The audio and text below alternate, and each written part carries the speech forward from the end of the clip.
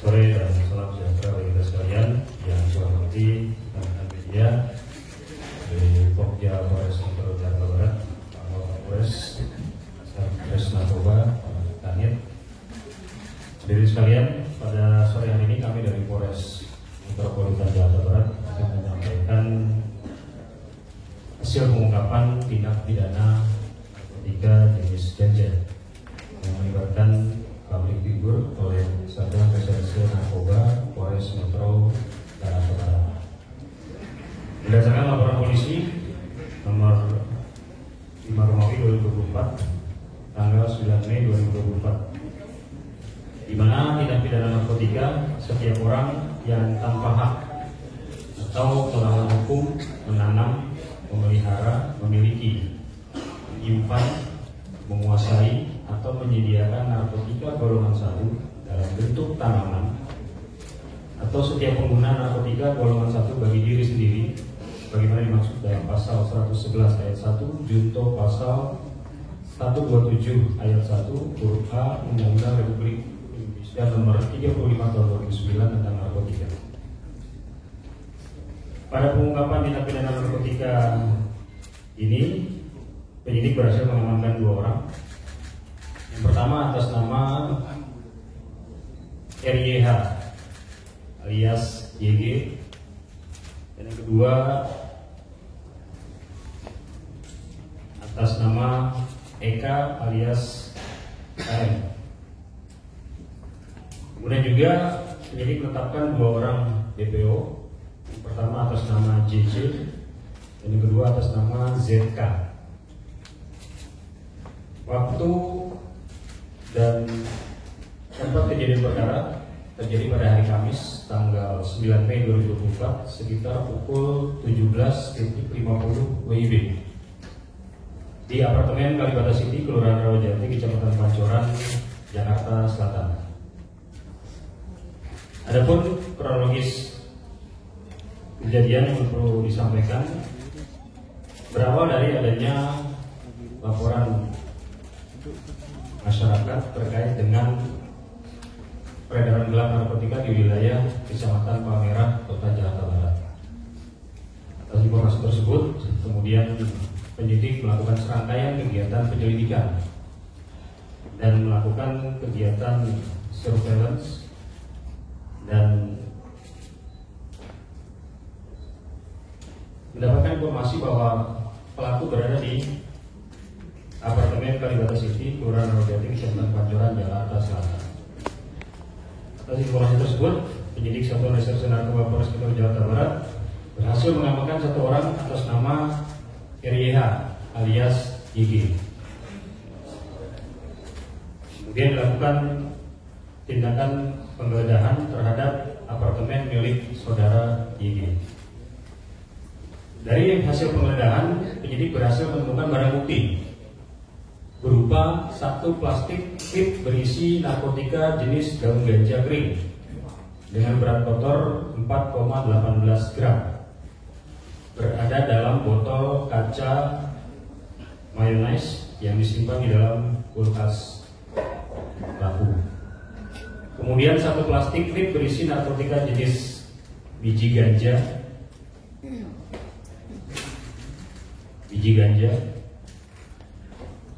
dengan berat kotor 8,16 gram yang disimpan dalam bungkus rokok warna biru putih serta ditemukan 3 kertas papir. Di samping itu juga turut disita 1 buah handphone warna hijau yang digunakan pelaku untuk memesan narkotika jenis ganja tersebut. Dari pengakuan saudara YG, ganja tersebut diperoleh dari seseorang bernama JC yang kita tetapkan sebagai DPO dengan membeli seharga 250.000. Di mana dari berdasarkan pengakuan YG ini 250.000 ganja yang diperoleh dari JC itu bisa menghasilkan kurang lebih sekitar 10 linting ganja. Kemudian Dari pengakuan YG itu sendiri, yang bersangkutan mengkonsumsi ganja untuk kepentingan pribadi, artinya mengkonsumsi sendiri. Nah, berhubung si saudara YG ini berteman dengan saudara Eka, di mana YG dan Eka sama-sama mengelola rumah makan di kawasan apartemen Kalibata tersebut. Dan beberapa kali Eka meminta atau menanyakan ganja kepada saudara YG. Nah, kemudian sekitar berdasarkan pengakuan YG, sekitar tanggal 20 Maret 2024, YG memberikan 1 linting ganja kepada Eka. Dan oleh Eka, 1 hari kemudian pada tanggal 21 Maret, ganja tersebut dikonsumsi sekitar pukul 4.00 WIB di atas pohon di belakang apartemen. Nah, kemudian Eka sendiri tidak langsung menghabiskan 1 linting ganja tersebut. Melainkan ketika sudah sisa setengah linting disimpan di dalam toples kosong, kemudian beberapa hari kemudian ganja tersebut dikonsumsi kembali. Sehingga ketika kita mengamankan saudara YG dan Eka, sebagaimana SOP di dalam mengamankan pelaku tindak pidana narkoba, kami langsung melakukan tes urin. Dan terhadap kedua orang tersebut dinyatakan positif urinnya mengandung THC atau tetrahydrocannabinol, zat aktif yang terkandung di dalam narkotika jenis ganja.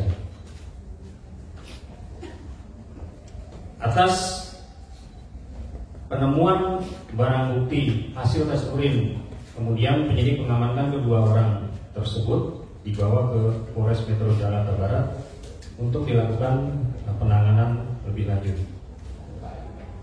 Dan terhadap kedua orang tersebut sudah kita tetapkan sebagai tersangka, baik saudara YG maupun saudara Eka. Dari serangkaian pengungkapan tindak pidana ini, penyidik berhasil mengamankan barang bukti. Yang pertama, narkotika jenis ganja dengan berat 12,34 gram dengan perincian daun ganja kering seberat 4,18 gram dan narkotika jenis biji ganja seberat 8,16 gram. Ini perlu juga disampaikan bahwa biji ganja termasuk juga bagian daripada ganja. Berdasarkan Peraturan Menteri Kesehatan Nomor 30 Tahun 2023 tentang perubahan golongan narkotika, disebutkan bahwa tanaman ganja termasuk dalam genus cannabis, dari mulai tanaman, biji, jerami, termasuk hasil olahan yang berupa damar ganja maupun hasil, itu termasuk pada golongan tanaman ganja. Kemudian penyidik juga berhasil mengamankan 3 pak kertas papir, kemudian 1 buah botol kaca mayonnaise, 1 bungkus rokok warna biru putih, 1 buah handphone warna hijau, dan hasil cek urin kedua tersangka yang positif mengandung zat aktif THC. Terhadap para tersangka, untuk saudara YG kita kenakan dengan pasal 111 ayat 1 junto pasal 127 ayat 1 huruf A Undang-Undang Republik Indonesia Nomor 35 Tahun 2009 tentang narkotika, dengan ancaman hukuman pidana penjara minimal 4 tahun, maksimal 12 tahun, dan pidana denda paling sedikit 800 juta rupiah dan paling banyak 8 miliar rupiah.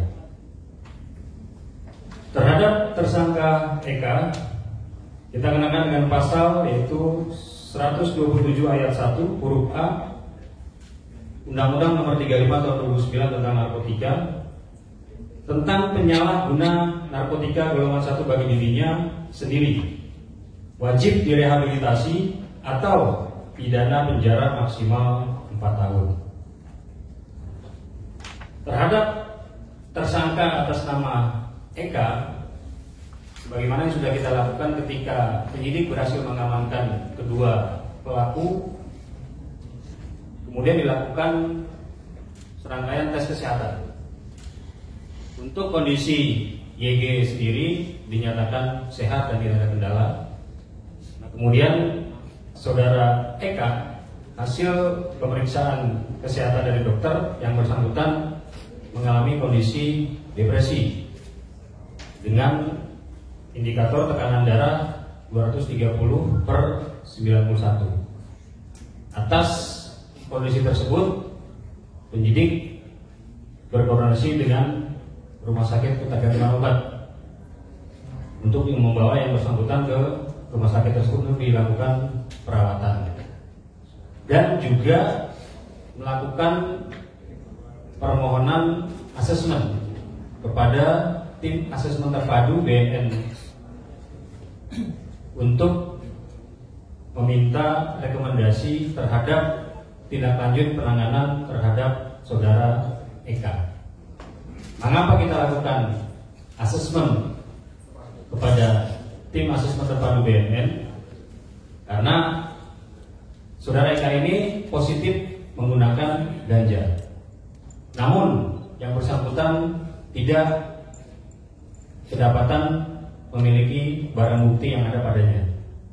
Dan juga dengan mempertimbangkan kondisi kesehatan yang bersangkutan, yang kita tahu sendiri bahwa yang bersangkutan pernah mengalami riwayat sakit, dan memang pada saat kita amankan yang bersangkutan mengalami kondisi yang kurang sehat, maka saat ini untuk saudara Eka dirawat di Rumah Sakit Ketergantungan Obat Jakarta, dan ada rekomendasi dari Direktur Utama Rumah Sakit Ketergantungan Obat Jakarta bahwa yang bersangkutan tidak dalam kondisi yang memungkinkan untuk dihadirkan dalam rilis pada sore hari ini.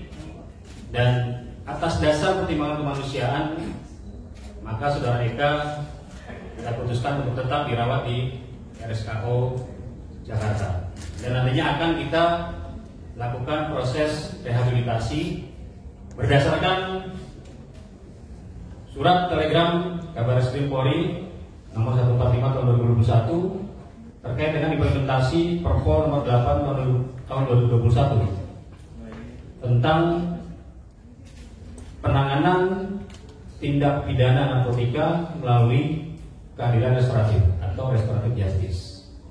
Jadi proses terhadap saudara Eka ini juga bagian daripada proses penanganan tindak pidana, namun melalui keadilan restoratif atau restoratif justice sebagaimana diatur oleh ketentuan. Jadi ini yang perlu saya sampaikan. Silakan bagi teman-teman media jika ingin bertanya, saya persilakan. Sudah berapa hari Pak dirawat? Yang bersangkutan sudah 2 hari. Jadi berdasarkan ketentuan perundang-undangan, penyidik memiliki waktu 3x24 jam sesaat setelah diamankan untuk melakukan serangkaian penyelidikan.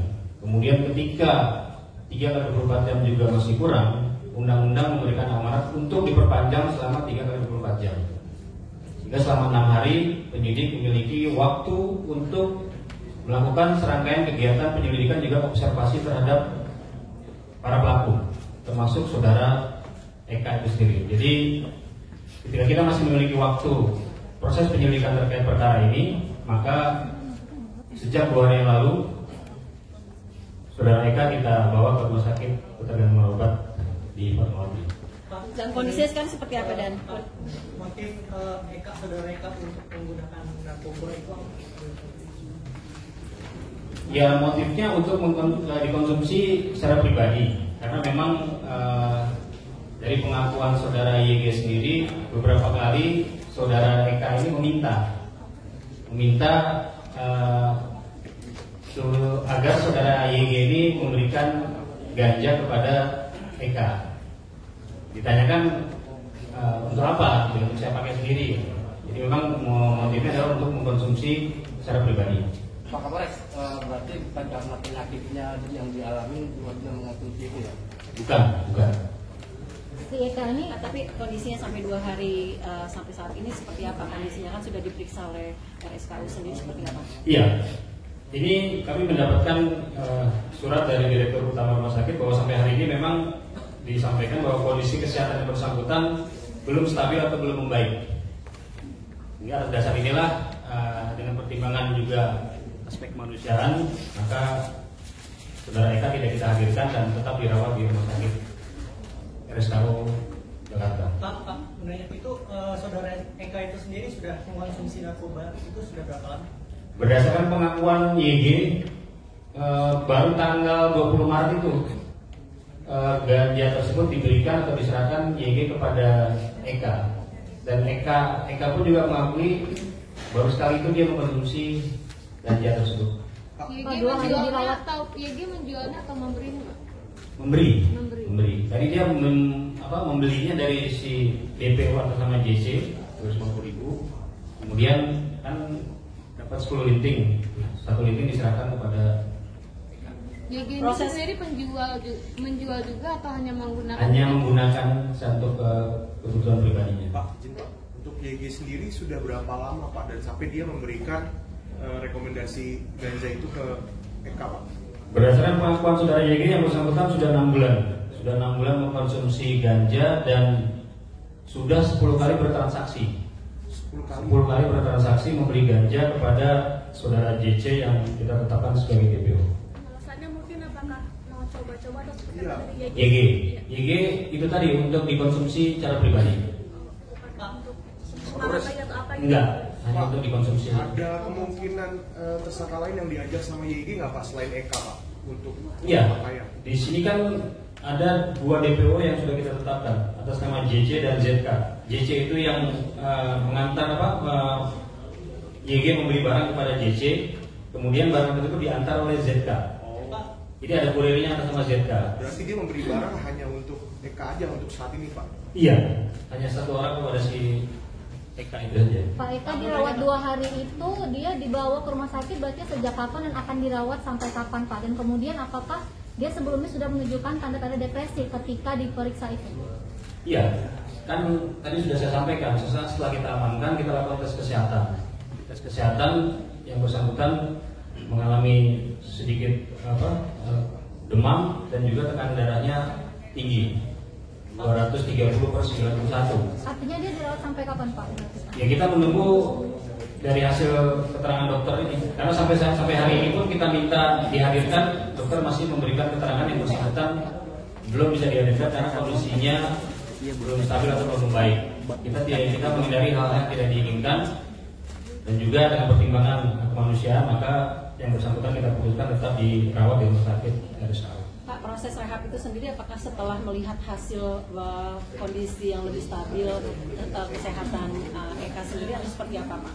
Iya, jadi prosedur terhadap rehab ini kan yang pertama dari hasil penyelidikan bahwa hasil pemeriksaan terhadap YG maupun Eka itu sendiri bahwa Eka baru pertama kali mengkonsumsi ganja.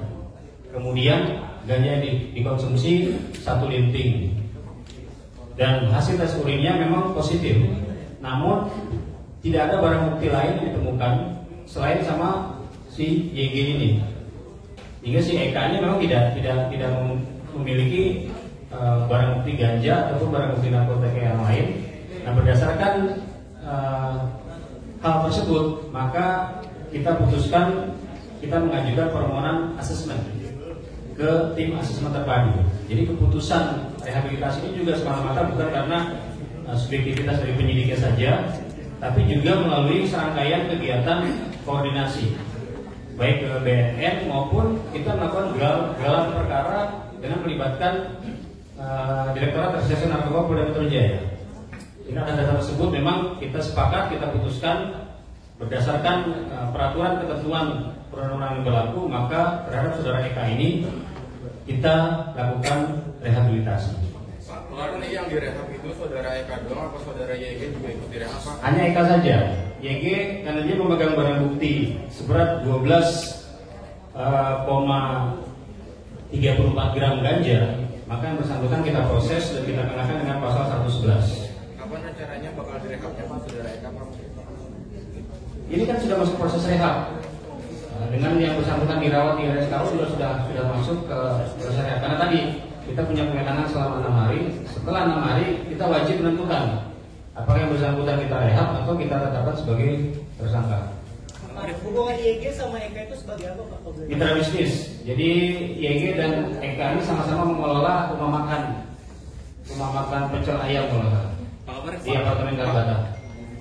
izin untuk yang tadi kan ada barang bukti yang biji ganja itu ya. Nah itu biji ganja itu apakah memang nanti niatnya untuk ditanam atau memang pada akhirnya itu memang cuma buat dikonsumsi aja?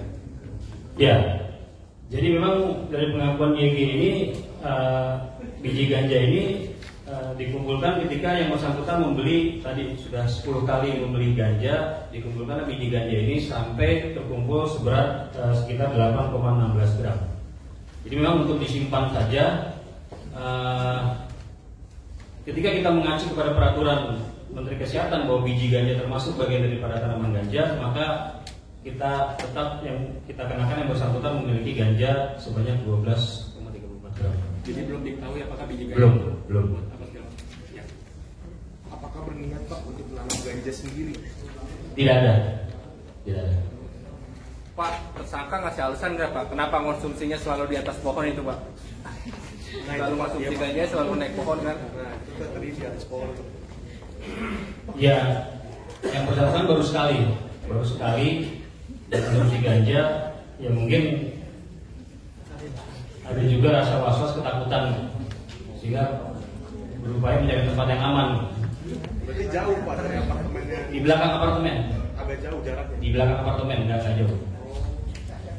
Pak, kemudian kenapa YG memberikan ganja itu kepada Eka? Apakah itu sekali minta atau berkali-kali gitu? Baru sekali di tanggal 20 Maret itu. Dan alasannya dikasih ke Eka apa Pak mungkin Pak? Ya karena Eka minta terus, nagih terus kepada saudara YG berkali-kali. Karena sudah berkali sering menanyakan, meminta, akhirnya YG memberikan 1 linting ganja kepada Eka. Ada tindak pencegahan juga nggak dari YG ke Eka buat nggak usah pakai ganja? Iya, awalnya kan ditolak.